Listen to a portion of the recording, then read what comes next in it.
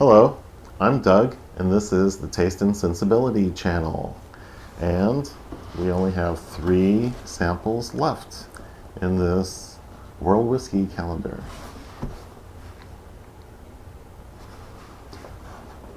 And we only have 3 samples left in this World Whiskey calendar.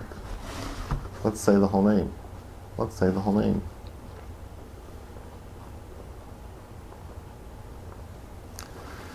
And we only have 3 samples left in this World Whiskey Advent Calendar for 2018. We're at day 22, and I've been doing blind tastings of these whiskeys to sweep aside any preconceived notions and see if I've learned anything in my 2 years of tasting whiskeys more carefully, or more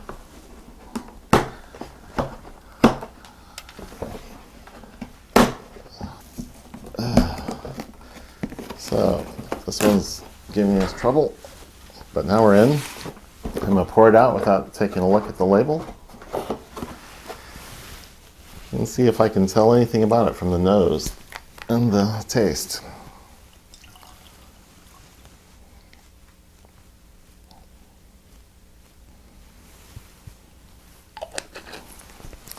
I'll put the bottle over here so I can't see. And it's a nice lighter color. Darker than some, lighter than some.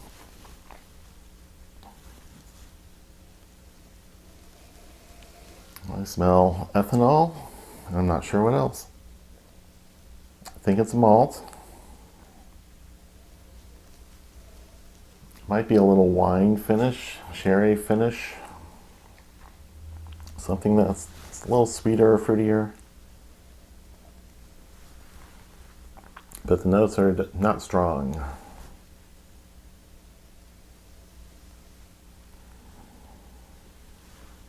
I'll do a couple more sniffs, see if anything else comes out.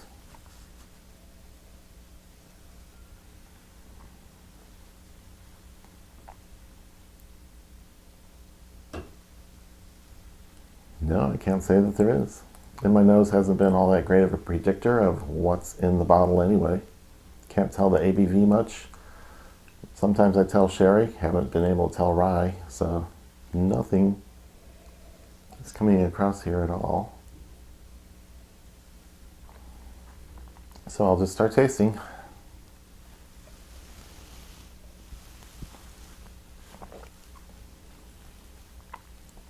Malt. Might be a little bit of a marine area, I'm not sure. It's a strong, like 45-58% ABV.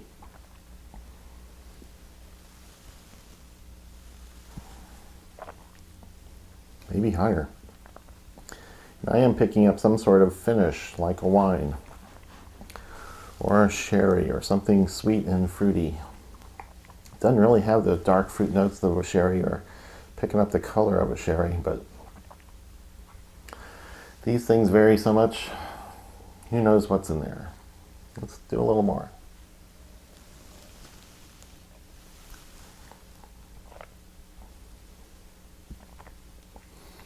Yeah, I'm picking up a bit of malt, and there's some grain characteristics also. This might be a blend with some high quality grain whiskies in the Scottish style.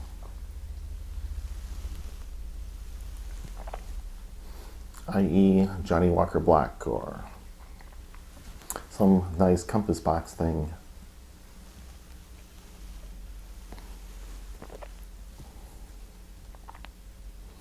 Some buttery,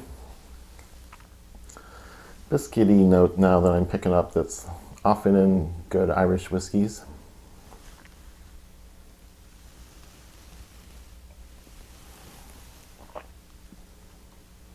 And that would be consistent with the blend notes I'm getting.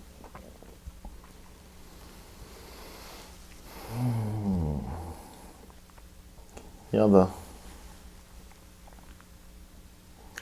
notes are not strong individually, but together I think it's some kind of blend.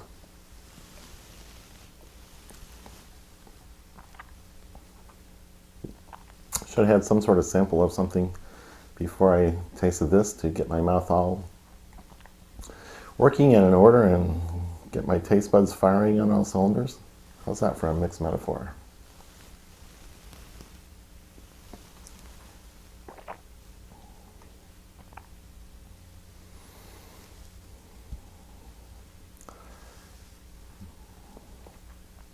This is up around 50% ABV, I would say. There's a malt note, there's a grain note. That biscuity, butterscotch, buttery note is there. So once I hone in on an answer, that's all I can think about. So I've quit considering other things that aren't blends or Irish. So we're going to find out shortly. Maybe how off I am. I'm going to add a little water to this while it's still here. See if I can pick up anything else. This is high quality, enjoyable, drinkable. It's not punching me around or pushing me around the room or anything. But very pleasant and on the lighter side of things other than the ABV. I find the tastes are light. The punch from the alcohol is substantial. Everything just lightened up, diluted out, flattened out a little bit. Nose isn't different.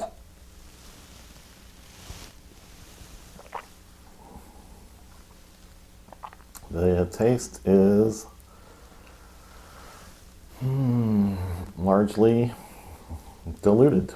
The malt that I was getting before doesn't seem to be there. The fruit I got on the nose doesn't seem to be there. The buttery, biscuity thing that made me think Irish is not really there anymore.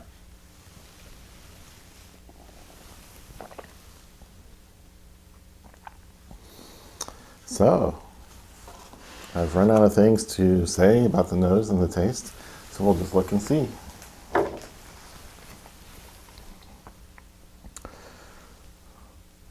The Nikka 12-year-old blended whiskey, 43% volume.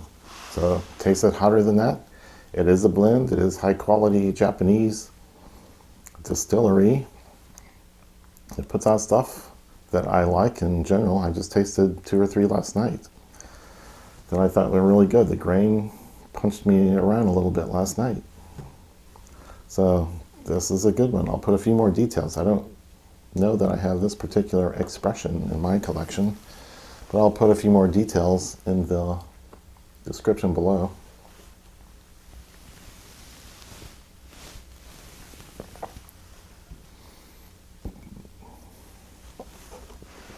Yeah, that's good.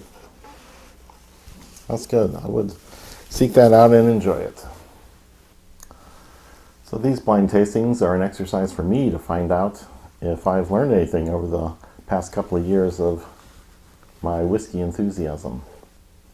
As I said before, the real benefit of the blind tastings is to get rid of preconceived notions. So you can just worry about what your senses are picking up and not labeling, marketing, color, this thing, that thing, that often cloud our judgments.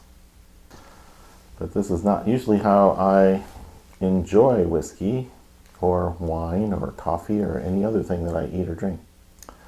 These videos are fairly rushed compared to a normal introduction to a new whiskey I would carry out at home. Normally I would let it sit in the glass for 15 or 20 minutes before I started in nosing and tasting. If I know the whiskey somewhat and know I like it with a certain amount of water, that can be in there while it sits as well. So I might take 30 or 40 minutes to nose and taste and explore a new whiskey. Or I might just slurp it down in 10 minutes and think I've had it, but I might miss out on many good points about it doing that.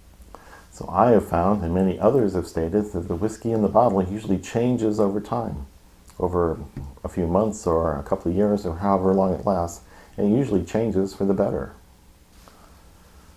The whiskey in your glass changes over a half hour or however long you let it last, so that the first sip is different than the last sip. And I haven't let that feature come into play here in these videos. Then I edit down to 10 minutes, and it doesn't take much longer than that to shoot them. People who take one taste from a new bottle and decide they don't like it, so they give it away or pour it out, are often missing out. If they'd just be a little more patient or curious about why they think they don't like it, or why thousands of bottles of this are sold and enjoyed, they might have their horizons broadened a little bit.